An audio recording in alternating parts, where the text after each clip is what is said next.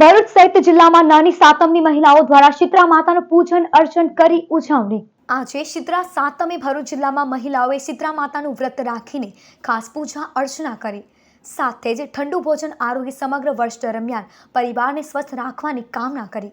અંકલેશ્વરના ભટકોદરા ખાતે આવેલ રામજી મંદિર અને મહાદેવ મંદિરે મહિલાઓએ શીતળા માતાનું પૂજન અર્ચન કર્યું હતું। શાસ્ત્રોક્ત વિધિ અનુસાર શીતળા માતાનું પૂજન અર્ચન કરી મહિલાઓએ ધન્યતા અનુભવી હતી।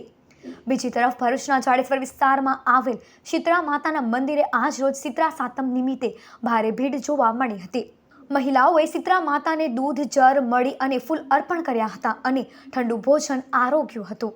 આજરોજ પવિત્ર શ્રાવણ મહિનાની શીતળા સાતમ એટલે કે મા જગદંબા શીતળા મા માટે આરોગ્યની દાત્રી કીધી છે।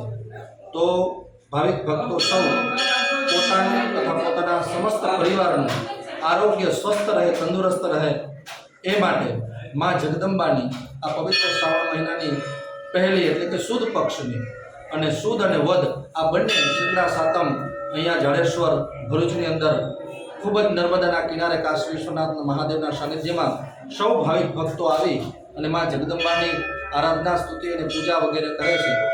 અને આ પવિત્ર શ્રાવણ માસની અંદર શીતળા સાતમનું ખૂબ મહત્વ છે।